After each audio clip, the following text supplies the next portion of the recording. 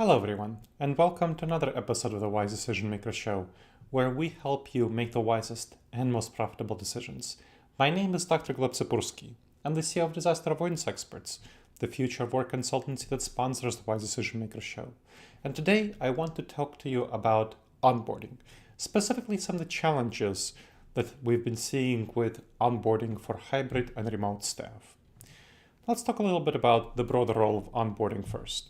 Starting a new job can be seen like diving into a swimming pool. If you have a great refreshing dive, that's a positive onboarding experience. Poor onboarding is more like a belly flop. So you don't want to do a belly flop.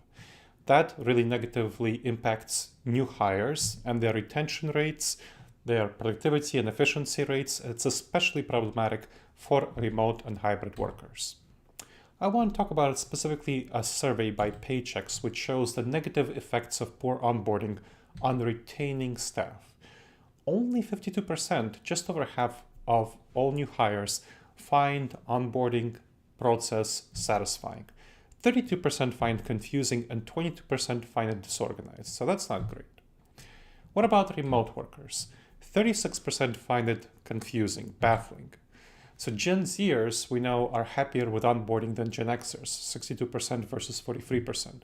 So younger people are happier than older people, which is kind of counterintuitive. You'd expect that older people would be better at being onboarded because they're more used to switching companies, they're more experienced. But in fact, we find that there's insufficient attention paid to onboarding of more senior personnel.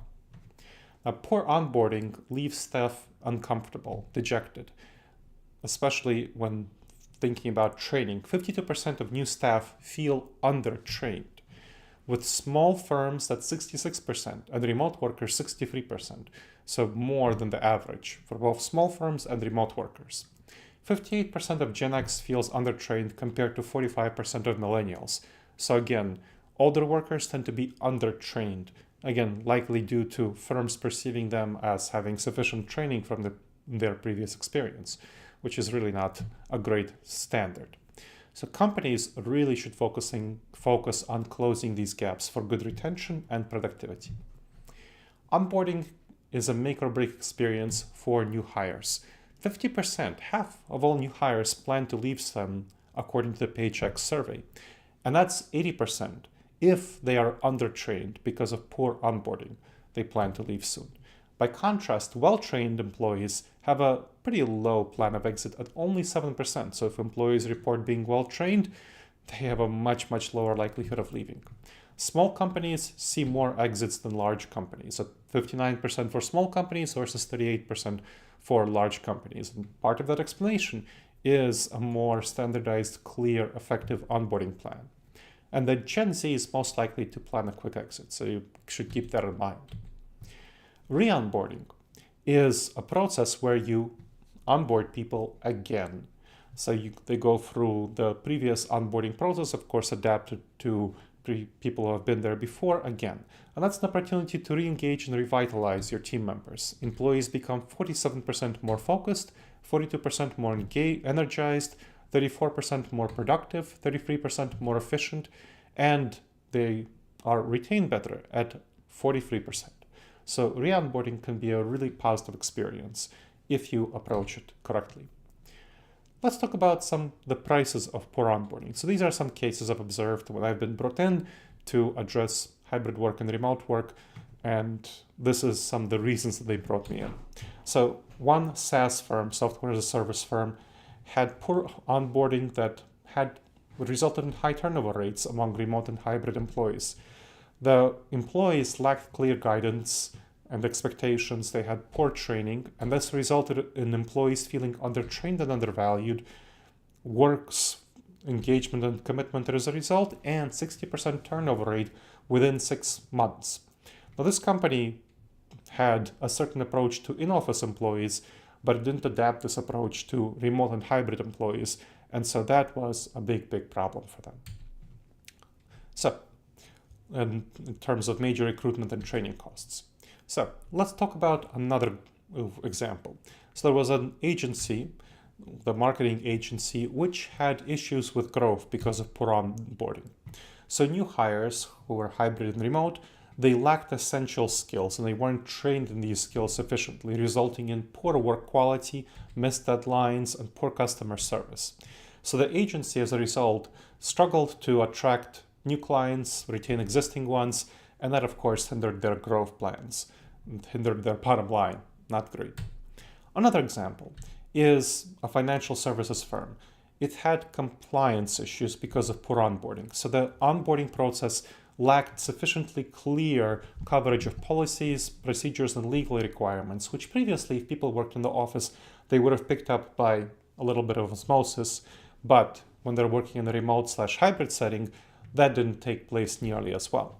So that had resulted in errors and oversights by new hires who couldn't immediately and effectively check with people who are right around them about these issues. So they made some bad decisions because they didn't have sufficiently adequate onboarding. And so the firm was penalized for non-compliance, and that caused financial strain and reputation damage. That's why they brought me in to improve their onboarding process. Now, there are some cognitive biases in remote onboarding, and cognitive biases in general cloud judgment, cause bad decision-making, and create misconceptions around new employees, their performance and their potential. For example, the idea that very experienced employees don't need onboarding. The halo effect is one example. So the halo effect occurs when positive qualities in one area, it's kind of like you have a halo around one area. They influence our perception in other areas. So we might perceive someone as being highly competent in one area and we underestimate their lack of competence in some other areas. So a new hire with an impressive resume may be seen as more competent than they are, and often that's the case, and that results in unrealistic expectations, and they have inadequate training and support in the onboarding process. Due to the halo effect, we might assume that some employees excel at all aspects of their job, but they actually struggle with challenges like staying organized, maintaining work-life balance, specific areas of the company like financial compliance I mentioned before. So ignoring these challenges leads to inefficient training. And you want to combat the halo effect by giving everyone equal training regardless of their past achievements to make sure that there are no gaps. Another is the optimism bias. This bias overestimates positive outcomes and underestimates negative ones. So in onboarding, optimism bias underestimates the time and resources it takes to actually thoroughly onboard people. It assumes that people will easily adapt without sufficient support.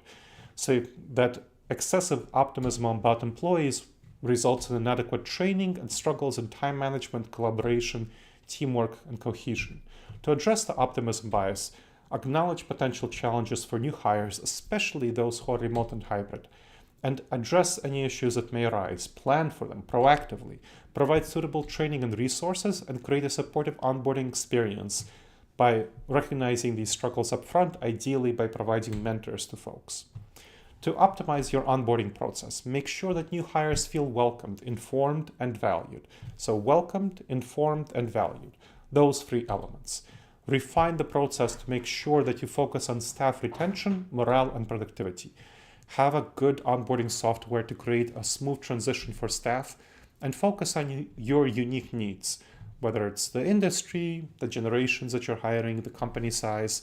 Provide necessary support and resources for new employees to succeed. Create an onboarding plan with clear goals, milestones, and clear roles, and pair new hires with mentors. Mentors who can guide them on their work and for cultural and team cohesion integration. Offer skill development and support in a whole variety of skills that might be relevant that people might not have had from their previous experience, especially for people who are remote and hybrid. Foster an open culture for questions and team trust, and gather feedback to refine and enhance the onboarding experience over time. All right, everyone. I hope you've enjoyed this episode of the Wise Decision Maker Show.